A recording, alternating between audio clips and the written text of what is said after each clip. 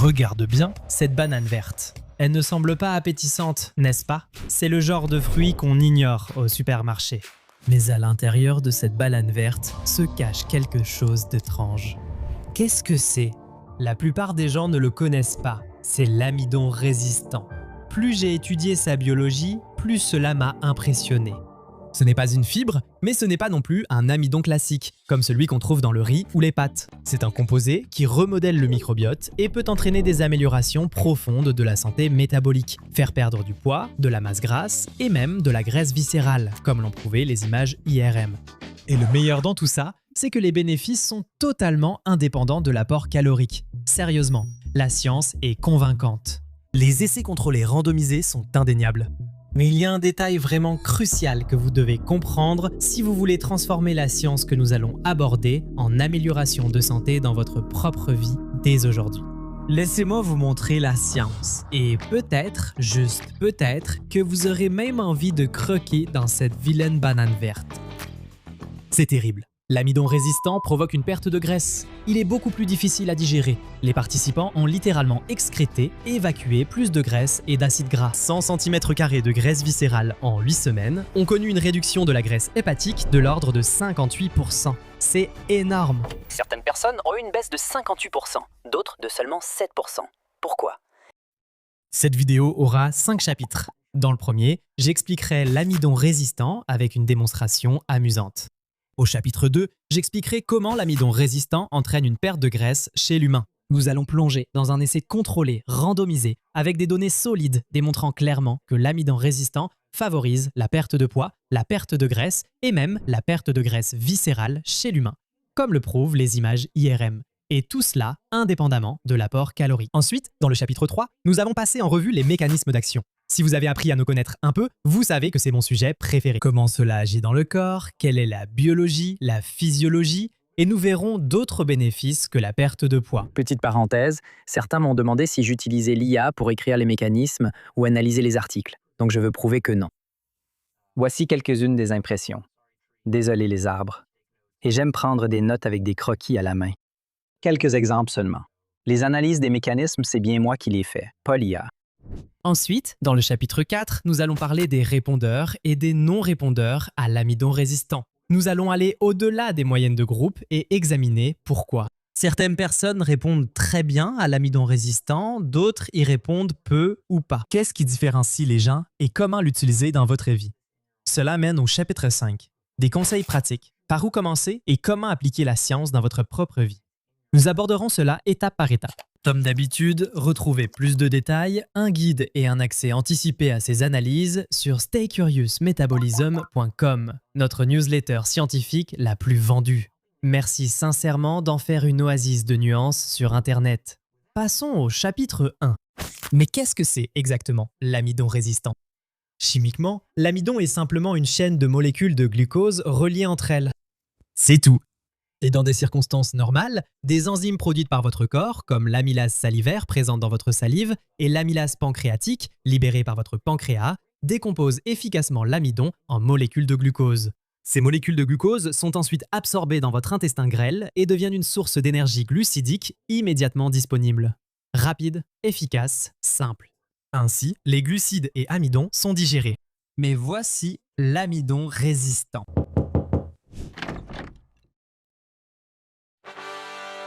Il existe de nombreux types d'amidon résistants, mais nous allons nous concentrer sur l'amidon résistant de type 2, car c'est celui qui est examiné dans les études que nous allons passer en revue. L'amidon résistant de type 2 est très cristallin. Les chaînes de glucose sont arrangées de façon à rendre l'accès difficile à vos enzymes digestives. Passons à la démonstration. Voyez-le non comme une banane verte, mais comme des spaghettis crus liés avec du ruban adhésif. Ce sont toujours des spaghettis faits du même matériau, mais bien serrés et rigides, ils sont bien plus difficiles à digérer.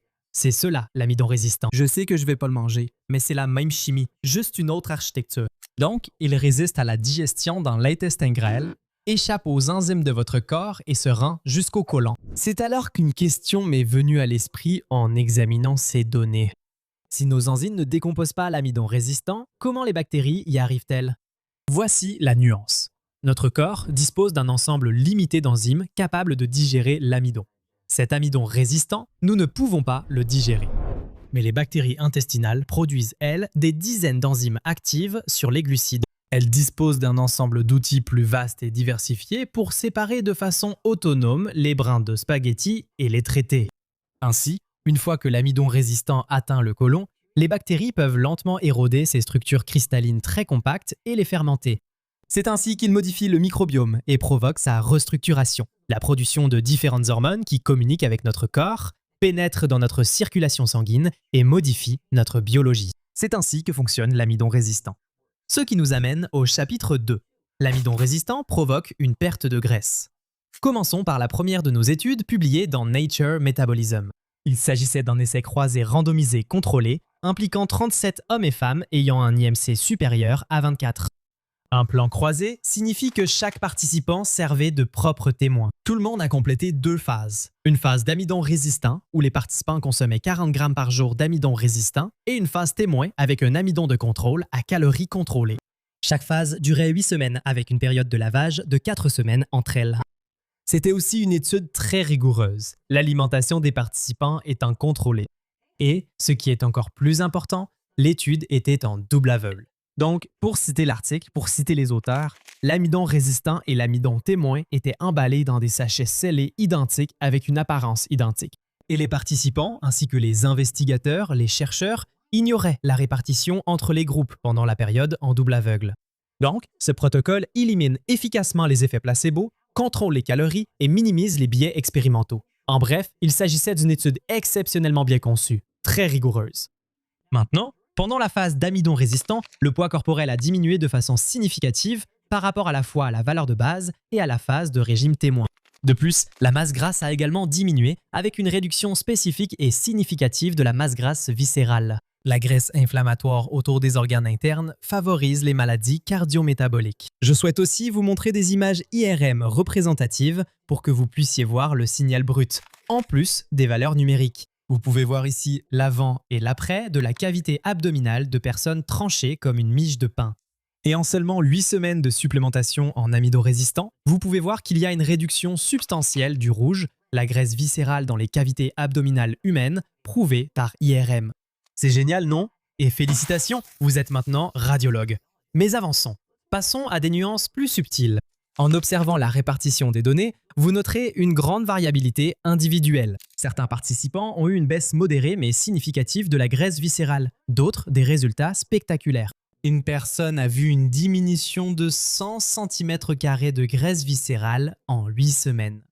C'est un changement énorme en peu de temps. Pour vous taquiner un peu, nous allons discuter pourquoi certaines personnes réagissent plus fortement que d'autres. Alors accrochez-vous à votre siège avec votre seau de popcorn à l'amidon résistant à la main. Si ça existe, dites-le moi ou cherchez sur Google. Sinon, j'espère que quelqu'un l'inventera. Mais les bénéfices ne se sont pas arrêtés là. L'amidon résistant a également amélioré la sensibilité à l'insuline, réduit les marqueurs inflammatoires comme le TNF-alpha, amélioré les niveaux de protéines impliqués dans le métabolisme des lipides et même augmenté l'excrétion fécale des lipides. Oui, les participants ont littéralement excrété, évacué, plus de graisse et d'acides gras. C'est assez fou, mais ça devient encore plus fou quand on arrive au chapitre 3, les mécanismes d'action. C'est la partie amusante, du moins pour moi et pour vous en tant que scientifique, un peu moins pour les souris impliquées dans les expériences dont nous allons parler. Parce que les chercheurs ont réalisé des transplantations de microbiote fécal, des TMF, en utilisant les selles de participants humains, soit après l'intervention à l'amidon résistant, soit après l'intervention à l'amidon témoin. Ces échantillons de selles humaines ont ensuite été transplantés chez des souris dont le microbiome avait été supprimé par des antibiotiques. L'objectif ici est d'établir la causalité. En d'autres termes, si nous transférons le microbiome provenant d'humains ayant consommé de l'amidon résistant ou de l'amidon témoin chez des souris qui sont toutes maintenues avec le même régime alimentaire, pouvons-nous reproduire les bénéfices métaboliques observés chez les humains? Voici ce qu'ils ont découvert. Les souris ayant reçu une transplantation de microbiote, c'est-à-dire fécale d'humains ayant consommé de l'amidon résistant, ont perdu du poids et de la masse grasse en 2 semaines, comparé aux souris témoins, malgré des régimes identiques. Au fait, et petite parenthèse, dans la newsletter, je montre aussi des images des animaux disséqués pour que vous puissiez littéralement voir l'intérieur de leur cavité abdominale. Mais je ne voulais pas vous effrayer avec des images aussi graphiques sur YouTube. Je ne savais pas non plus si YouTube allait sanctionner ces images. Allez lire la lettre si vous avez le cœur bien accroché. À ce sujet, cela me rappelle qu'il faut un estomac solide. Dans la lettre, j'explique aussi comment l'amidon résistant peut aider à réparer l'hyperperméabilité intestinale, bien au-delà des calories. Revenons en arrière. En résumé, tout indique que la supplémentation en amidon résistant peut entraîner une perte significative de graisse, y compris viscérale. Comme l'a montré des IRM chez l'humain lors d'un essai en double aveugle contrôlé par placebo, ces changements sont dus à des modifications du microbiote intestinal. Écoutez à nouveau ce résumé si ce n'était pas clair, car c'est le point essentiel que je veux que vous reteniez. Mais maintenant, c'est là que les choses deviennent particulièrement intéressantes, car tout le monde ne réagit pas de la même manière à l'amidon résistant. Alors, allons plus en détail et abordons la véritable question.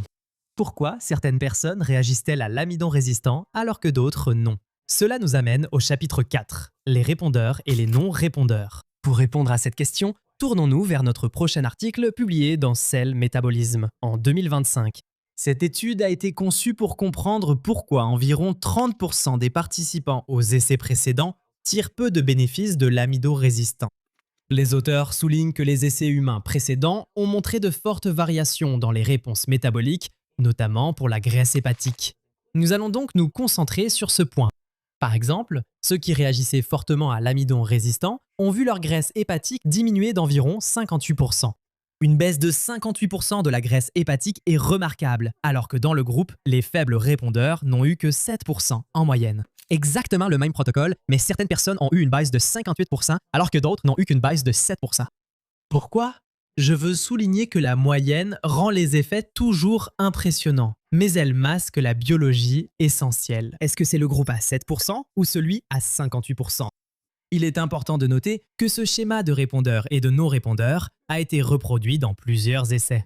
Des divergences similaires apparaissent aussi pour l'IMC, le pourcentage de masse grasse et les scores de résistance à l'insuline. Alors, mettez-vous à la place des participants. Vous suivez le même protocole, vous fournissez le même effort. Pourtant, certaines personnes, sans faute ni mérite évident, connaissent des améliorations considérables, tandis que d'autres obtiennent très peu de résultats. Pour que cela devienne intuitif et émotionnel, imaginez une analogie. Vous courez intensément sur un tapis roulant pendant 60 minutes en fixant un mur. Rendons cela plus ennuyeux encore, l'univers décide arbitrairement que certains brûlent 2000 calories pour le même effort, tandis que d'autres n'en brûlent que 50 calories pour le même effort.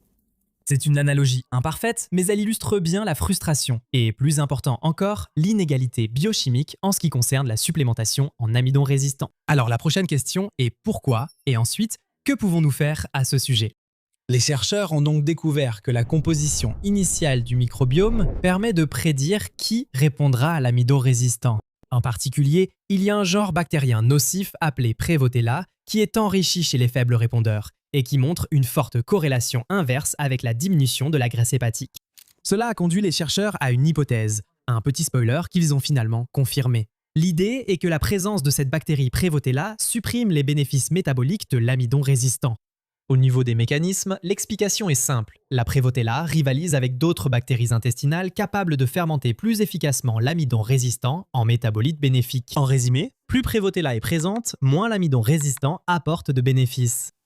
Cependant, l'histoire ne s'arrête pas là, car les microbes intestinaux forment un écosystème et interagissent entre eux. Donc une autre bactérie, préparez-vous pour ce nom, Bifidobacterium pseudocantalintum, je crois que c'est comme ça qu'on l'appelle, bref, appelons-la simplement BP pour faire court, a montré le schéma opposé. BP est capable de métaboliser l'amidon résistant, et sa présence prédisait une réponse métabolique plus forte, avec davantage de personnes qui répondaient fortement. En résumé, la réactivité humaine à l'amidon résistant dépend de l'équilibre entre des bactéries comme Prevotella, qui ne le digèrent pas, et BP, ainsi que d'autres capables de le digérer. En résumé, la supplémentation en amidon résistant chez l'humain peut améliorer le poids, la masse grasse, la graisse viscérale, la sensibilité à l'insuline et la graisse hépatique. Cependant, tout le monde ne réagit pas de la même manière. La réactivité peut être prédite par la composition initiale du microbiome, Prevotella ayant tendance à supprimer la réponse, tandis que d'autres microbes, connus pour dégrader l'amidon résistant, augmentent la réactivité. Si vous avez suivi jusqu'ici, vous méritez le chapitre 5 et ses conseils pratiques. Dans la plupart des études mentionnées, les chercheurs ont utilisé de l'amidon résistant de type 2, notamment l'amidon de maïs riche en amylose. Ils ont utilisé spécifiquement le High Maize 260 à la dose de 40 grammes par jour. Maintenant, je sais ce que vous pensez. 40 grammes d'amidon résistant, ça paraît beaucoup. J'ai été surpris de lire dans la première étude que les chercheurs n'ont signalé aucun effet secondaire gastro-intestinal notable. Ni nausée, ballonnement, diarrhée ou changement de fréquence des selles. Et entre toi et moi, j'ai un peu de mal à y croire et j'ai l'intention de faire l'expérience sur moi-même. Pas de façon en aveugle, mais je ne voulais pas partager ces données dans cette vidéo parce que je ne voulais pas que mon expérience personnelle t'influence, que ce soit de façon positive ou négative. Donc, si tu décides d'essayer, je serais vraiment intéressé de connaître ton expérience avec 40 grammes d'amidon résistant de type 2. Cela dit, il n'y a aucune raison de se précipiter. Si tu choisis d'essayer l'amidon résistant toi-même, une approche prudente serait d'augmenter progressivement la dose. Commence avec 10 grammes pendant une semaine, puis 20 grammes pendant une semaine, 30 grammes pendant une semaine et ensuite 40 grammes par la suite. Si tu n'as pas de problème, un saut rapide, l'amidon résistant de type 2 peut aussi venir de bananes vertes non mûres si tu préfères. Il te faudrait manger environ 6 bananes vertes pour atteindre la dose de 40 grammes utilisée dans l'étude. Ce n'est pas un défi. D'accord, c'est peut-être un petit défi, mais il est aussi important de noter que l'amidon résistant se décompose lors de la cuisson à haute température. Donc, le but est de consommer les bananes vertes crues si tu veux essayer cela. Les options pratiques sont de les manger directement si t'es hardcore ou de les mixer dans des boissons comme le kéfir ou le yaourt. Je pense que le plus simple pour tester la supplémentation en amidon résistant est de prendre un complément, comme de l'amidon maïs à haute teneur en amylose, le High Maize 260 utilisé dans l'étude. Tu peux simplement prendre la poudre et la mélanger dans une boisson, quelque chose comme un kéfir pour faire une sorte de milkshake probiotique bizarre, mais je ne suis pas là pour être chef, donc je suis très ouvert à tes idées et je t'encourage à les partager dans les commentaires pour le bénéfice de la communauté. Certains d'entre vous se demandent sûrement comment savoir si vous êtes répondeur ou non répondeur à l'amidon résistant. Vous pouvez faire une analyse initiale du microbiome.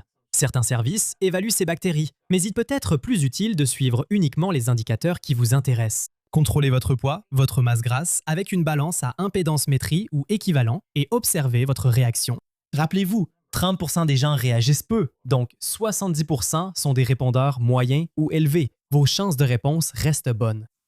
Maintenant, question suivante. Les probiotiques peuvent-ils aider si vous répondez peu, pas du tout ou moyennement? Associer l'amidon résistant à des probiotiques pouvant le dégrader pourrait être avantageux. L'un des exemples les mieux étudiés est Bifidobacterium longum, qui est connu pour métaboliser l'amidon résistant, y compris l'amidon résistant de type 2, le même type utilisé dans ces essais. C'est aussi l'une des principales souches du probiotique Wino Wine Labs que j'utilise, conçu pour agir comme un probiotique haut de gamme, dégrader l'amidon résistant et lier les microplastiques dans l'intestin. Maintenant, c'est un tout autre sujet. J'ai écrit davantage à ce sujet ailleurs. Vous pouvez consulter ces articles pour en savoir plus. Pour en savoir plus sur le microbiome et les microplastiques, écoutez ma conversation avec le PDG de Wino Wine Labs, le docteur Matthew Dunn, PhD. Comme toujours, il n'y a absolument aucune obligation d'utiliser les produits que j'utilise, mais si cela vous intéresse, vous pouvez utiliser le code STAYCURIOUS pour bénéficier de 15% de réduction. Il n'y a pas de pression, mais si je crois vraiment en un produit que j'utilise, je préfère obtenir un code de réduction à partager afin que vous en profitiez. C'est tout, et c'est mon probiotique préféré. Mais pour conclure, l'amidon résistant est quelque chose de vraiment rare en nutrition. Une intervention alimentaire simple et accessible, soutenue non pas par une, mais par plusieurs essais rigoureux chez l'humain, des études mécanistiques sur les animaux et un cadre biologique clair expliquant à la fois le succès et l'échec. Les données montrent clairement que la santé métabolique dépend non seulement de l'alimentation, mais aussi de la façon dont votre microbiote personnel l'interprète. L'avenir de la nutrition n'est pas une prescription universelle, ce n'est ni bon ni mauvais. Je trouve cela impressionnant, je trouve que cela force à l'humilité, je trouve cela excitant. Je pense que c'est pour cela que nous restons curieux. Faites-moi part de vos réflexions, j'ai vraiment pris beaucoup de plaisir à faire cette vidéo.